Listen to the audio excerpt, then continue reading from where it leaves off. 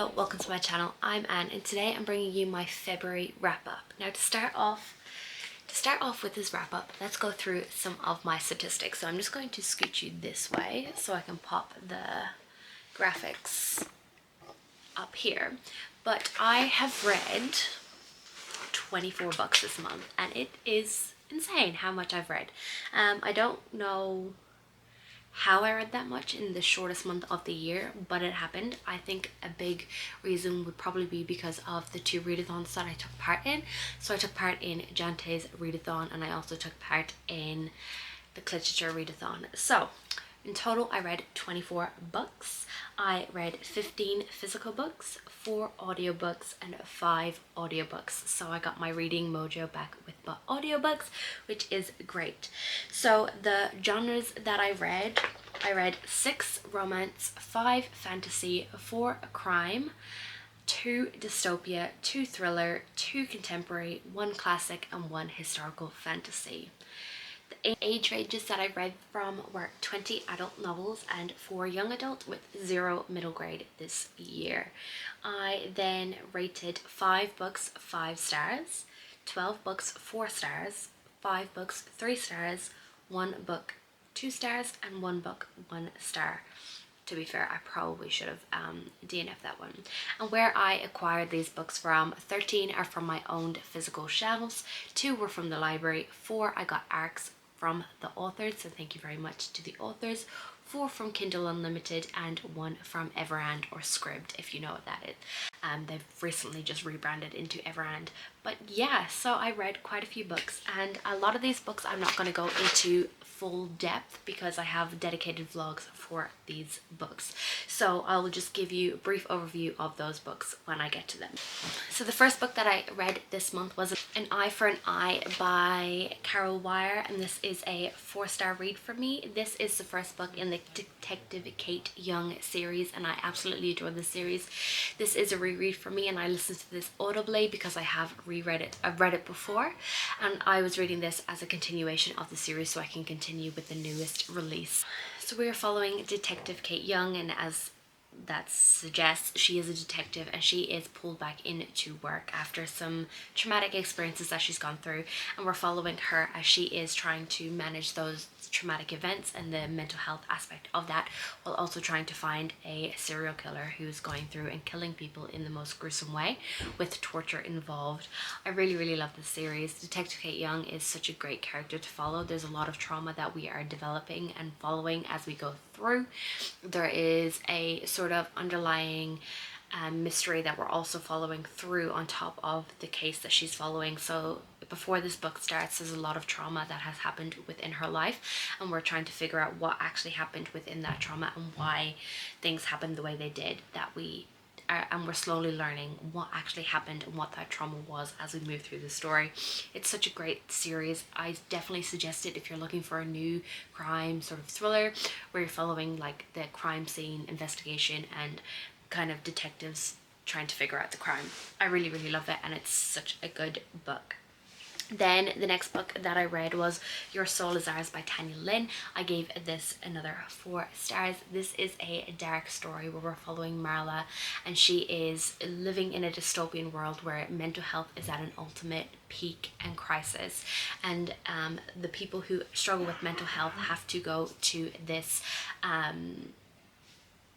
center where you just sit in a line all day, and if you don't turn up to the center when you have to be there, you get fined, and the government kind of decides who's worthy enough to save and who's worthy to get help. And it is a dark story. When I start reading this, I kind of like the first chapter, I looked up at my partner and I basically said this book is going to break me, and it did. It broke me. I was sobbing my heart out. This book is so triggering. So please, if you're not in a great mental health space, or if you can't read about self-harm or suicide or anything like that, please don't read this book. It is very dark and your mental health matters more than reading a book. This book, I don't know if I was ready to read this book, but this book I wanted to read, but I wasn't sure if I was going to actually be ready for it. And although it made me sob and cry, it is a book that I feel like really hit home for me and really understood it's the first book that I think I've ever read where it really got into what depression and anxiety looks like and how it actually feels for people, because I know the author has suffered from the same things and is still going through those things. So it's a really important story that made me feel very like I wasn't alone, pretty much. But yeah, it's a rough story, so if you're not ready to read this, don't read it, because it is rough. It is rough, and I can't stress that enough. Don't read this if you're not in a good headspace. Alright, so the next book that I read was Captured by the Cupid by Emily Shore, and this is a Valentine's themed book, which is quite fun. This is the second book in the Wars and Romances series by Emily Shore. This can be read as a standalone, but I do suggest reading the first book, Kidnapped by the Krampus 2. This is about Aradia. She is in purgatory. She ends up in purgatory for some reason. She's a ghost hunter, and she's on this mission to find these ghosts or something, and she ends up getting through and into purgatory, where she meets this sexy gargoyle who starts hunting her down and gets captured by him. And he is actually Eros, or Cupid as everyone likes to know him as, and it's just a fun, steamy romance. I really enjoyed this one. I've pretty much read all of Emily's books apart from her earliest books, but all of her new releases I've read and had a great time with. This is great. Aradia is such a great character. She is absolutely like the sunshine character in this series, in this book, and she's just so fun.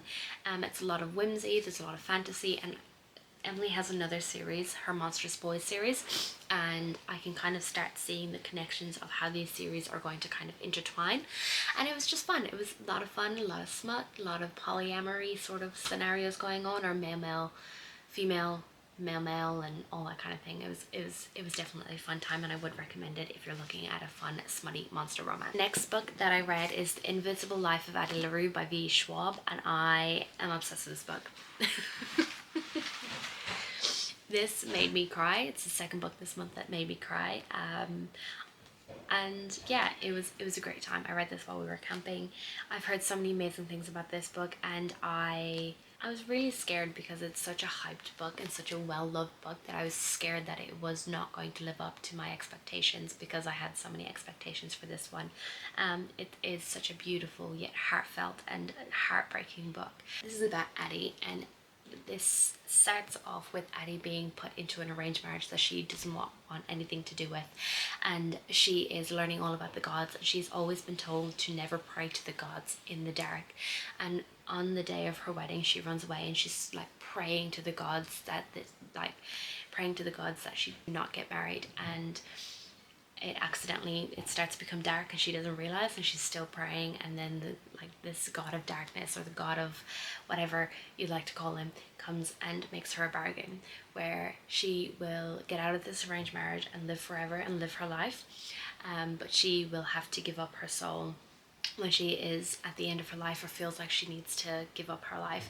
And then it turns out that no one who ever meets her remembers her, so we're following her as she's going through these centuries of living, and where no one remembers her. She can't get a job because the next day she comes back to her job, no one knows who she is, or it's just so heartbreaking. She is stubborn. She is refusing to give up her soul. She is constantly, like, no matter how hard he makes her life, the demon or god or whatever you want to call him, she refuses to give up. She's like, nope, I'm living my life. I don't care.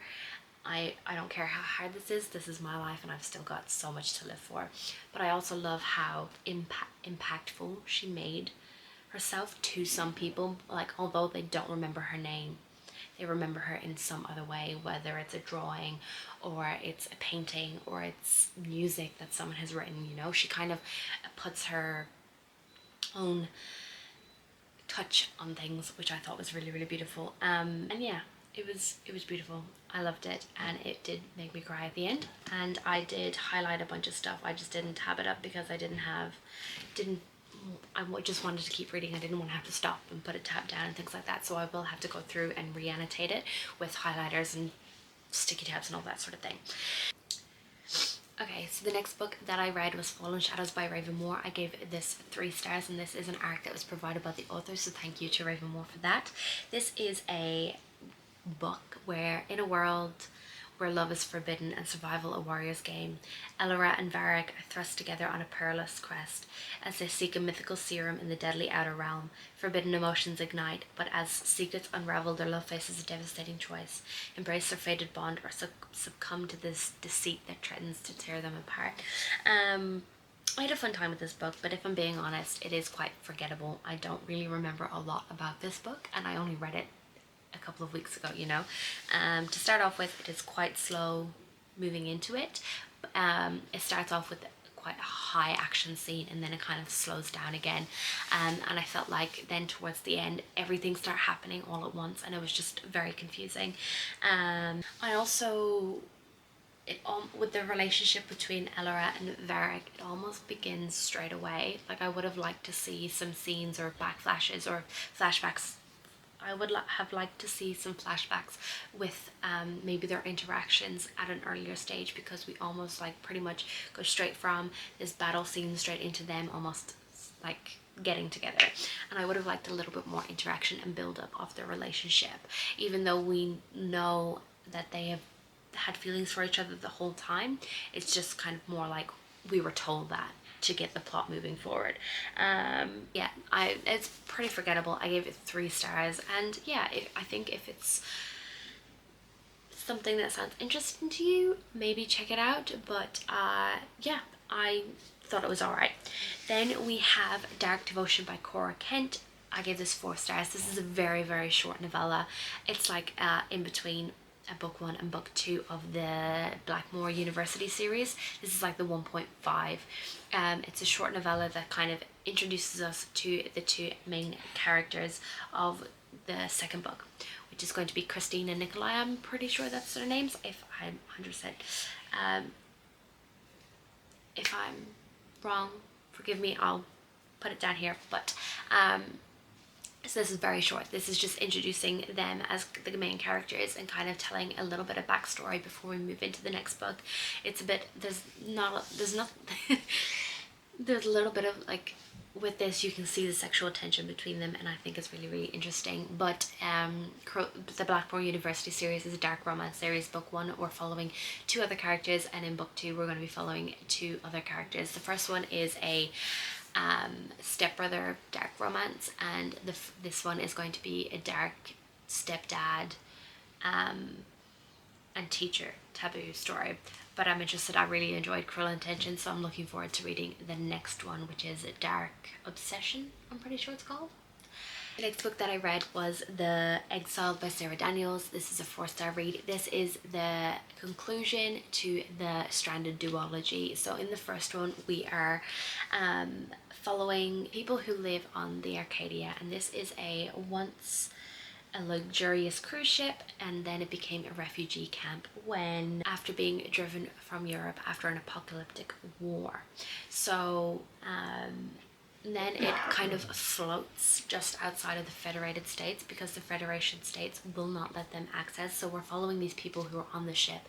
This rebellion starts happening, and they're trying to get back onto the Federation states. And yeah, we're following these people after 40 years of living on the ship and not being allowed to get back onto land. They're running out of supplies. And it's just a great time. So we're following our 2 main characters. Esther, she is loyal. She is working flat out to have the rare chance to live a normal life as a medic on dry land. Nick is a rebel planning something big to liberate the Arcadia once and for all. So we follow these 2 people as their stories converge. I really, really enjoyed The Exiled. It was a really good ending to this duology. It was very action-packed. There's a lot happening, and yeah, it was very action-packed and explosive. A lot of things are happening. It's very fast-moving. I read it all in a day, I'm pretty sure, and it was just such a fun time. I really enjoyed seeing some new characters that we didn't really see in book 1, and then I also liked seeing the characters from book 1, and as their story continues, as they are continuing with the rebellion and things like that. Although it was fast-paced and there was a lot happening, I did find that in scenes there was a lot of humor and there was a lot of relationship building, which I really, really enjoyed, and it was a great conclusion to a good a good duology. The next one that I read was for Dante's Inferno. So the next couple of books that I read were for Dante's Inferno, so I'll link that vlog up above. I'm not really going to go into full depth on these books, but I'm just going to give you a quick overview of what I thought about it, and we'll go from there. So The Ice Twins by S.K. Tremaine, I gave this 2 stars.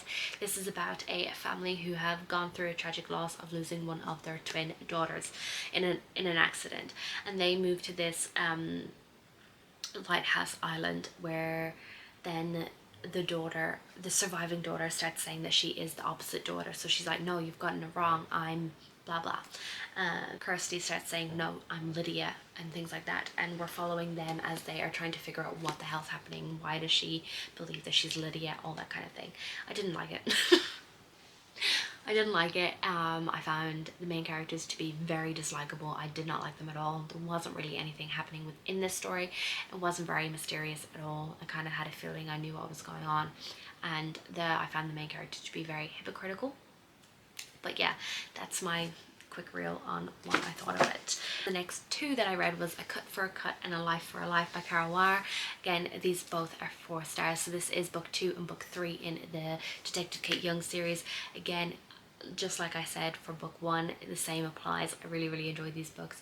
Detective Kate Young is a great character. We meet a lot of new characters within book 2 and book 3, and I had a really good time with it.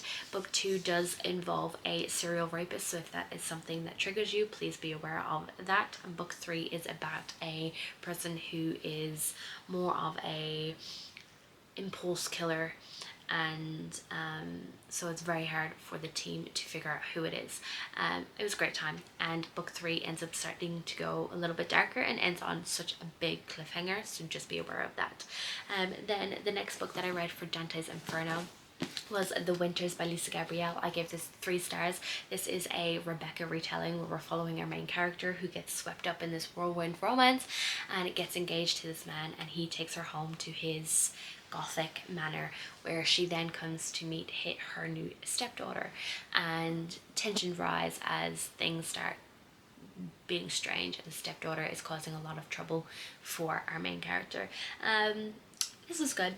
It was quite atmospheric because we're living in a Gothic manor, and yeah, there's things that are quite eerie, things that don't feel right, and I kind of had a feeling on how the story was going to end, so I didn't give it a higher rating, but it was a fun time. The next one that I read was Diary of Blood by S.T. Gibson. It is not a Jan's reading vlog. If I don't read a Diary of Blood, like, come on. I gave this 5 stars. I absolutely loved it. It is stunning, beautiful, amazing, beautiful, whatever you want to call it. It is so good. This is an epistolary novel, so we are following Constanta as she is telling the story of how she met Dracula. So she is Dracula's wife, and we're following their story and kind of how everything leads up to how it ends. So we get told at the beginning how it ends, and then it's just following that. So we're following how they met and how everything happens. It explores abusive relationships, it explores manipulation, it explores polyamory, and I had such a great time with it, and I go into such more fangirling and in-depth review in my reading vlog, so I'd love if you check that out. Then I read Emily Wilde's Encyclopedia of Fairies. This is by Emily Wilde. She is writing an encyclopedia of fairies. So she is going to this small little town where she is going to investigate some more fairies when her nemesis Wendell Bumblebee comes to help, and things start to happen. So strange things start happening within this society where they decide that they need to help because they're there and they know a lot more about fairies than the people in this town do, so they do it. I gave this 4 stars. I had a fun time with it. It is great for cozy fantasy, and I wasn't expecting where the plot went, but it was a fun time. Then I read A Truth for a Truth by Kyle Ware. This is book 4 in the Detective Kate Young series. Again, the same thing again, 4 stars. This is definitely going off the cliffhanger in book 3. There's a lot more happening within this story. She is brought on to find her missing boss, and we are just following that story as she's trying to find her missing boss, as allegations of underage prostitution is going on and things like that. So it's fun. It's definitely darker. Kate is going through a lot in this one and she's struggling with a lot, so it's just really, really interesting following her and kind of seeing her go into a more morally grey sort of character. 4 stars. Had a good time with it. Then I read A Song of Rights and Ruins by Rosanna A. Brown. This is an amazing 5-star read for me. I absolutely loved it. It's a brand new favourite of mine. This is following Karina and Malik. So Karina is the princess of the city and her mother has just been assassinated and she needs to kill a king and get his heart to resurrect her mother. And Malik is trying to get into this safe zone and start a new life with his sisters until his sister gets kidnapped by a demon and he has to kill the princess, Karina, to get his sister back. And then their stories emerge because Karina decides that as a prize for these games that they do during the Celestia festival, that the prize for winning is her hand in marriage, so she can then create a king to kill a king. And it's so good. It's such great enemies to lovers. We see them just start to interact. There's a lot of political intrigue and it's just a great time. I had so much fun with this one. Next book that I read was Animal Farm by George Orwell. At the time that I was reading this, I was very sleep deprived. It is very short. It is a classic. I gave this 3 stars. I think it will be something that I reread, but we're following the revolution at Manor Farm when the animals start to revolt against the animals uprise against the farmers, kick them off the farm, and then they start creating their own society. And it was good. It kind of explores explores war and power, and it explores a lot, and I do think it is going to be a reread for me. I talked about it more in that vlog again, so if you want to hear my thoughts more on this, check that out. And then the last one that I read for Dante's Inferno was Medusa by The Girl Behind the Myth by Jessie Burton. So this is just the Medusa myth, and we're exploring her story as she meets Perseus and how that goes back, and it is beautifully illustrated. I gave this 3 stars as well. It was good. It talked about a lot of things about the image of women, and yeah, I had a fun time with it. Again, I was very sleep deprived as I read this, so this might be another reread for me. Then I read, where is it? What did I do with it? Is it up there? Oh, there it is. The next book that I read, because I had 2 days between Dante's Inferno and the Literature Readathon, that I picked up Cost by Roxana Robinson. This is in another vlog. This is my blind date with the book vlog, and I read this. I gave it 1 star. Did not like it. Don't really want to talk too much about it, but if you want to hear my full thoughts about this book and a little bit of spoilers, check out my blind date with the book vlog. Then we went into the Literature Readathon, and this was so fun. This was hosted by Steph. Steph Loves. I'll link her channel down below. She is great, and we have another one coming up in August, and we've had a little hint about the bingo board, and I'm really, really excited. So the first book that I read for the Literature Readathon was Birthday Girl by Penelope Douglas. This is about Jordan. After her boyfriend destroys her apartment, she has to move into his father's house, and kind of there ensues the relationship between Pike and Jordan. So you're aware, there is no cheating involved. The relationship does end between Jordan and her boyfriend before things happen with Pike, and we just see this like slow burn romance happen, and it is so amazing. I tabbed this up so much. I absolutely loved it, and it was such a great 5-star read from me, if I didn't mention that already. Then I picked up Things We Never Got Over by Lucy Score. This is a reread for me. I read this last year. It was one of my favorite books of last year, but I read it from the library, so I didn't have a chance to annotate it, and now I do. So in this one, we're following Naomi. Naomi has run away from her wedding, and she is on a mission to go to Knockmack to save her sister and help her sister out, who is a twin sister and is the evil sister. And Naomi runs into Knox, and they have this big fight because Knox believes that she is the twin sister who is the evil one. And And then he finds out that she's not, and so ensues this fake dating, kind of a found family, just beautiful love story. Naomi ends up taking on her niece Wele that she never knew about, and we just see their relationship form, and then we see this beautiful relationship between Knox and Wele form, but then this relationship between Knox and Naomi. And at the start, like for most of this book, they're just like, for a lot of this book, they hate each other and they just butt heads constantly. Like Naomi hits him with a tray when she when he comes to the work, and he's like, you shouldn't be working here, blah blah blah, and she like whacks him with a tray, and it's just the funniest thing. It's so funny. All of these orange tabs, if you can see, are just humor and things that made me laugh. I forgot how funny this was, and I know I said that I wasn't going to talk about these books much because it's in a vlog, but I had a good time with it, and it was a 5-star read if you can't get that from me gushing. Then I read Craving by Helen Hart. I gave this 3 stars. This was about Jade. She gets left at the altar, and she decides that she's going to move to her best friend's ranch in Colorado, and she meets her best friend's brother, and he kisses her, and so ensues a romance. I gave this 3 stars. It wasn't great, but it was alright. I mean, I read the whole thing, so it was fine, but I just didn't find that I was invested in the romance, and I didn't really see the best friends hang out too much, which I thought was a bit strange. But again, full thoughts, full review on that vlog.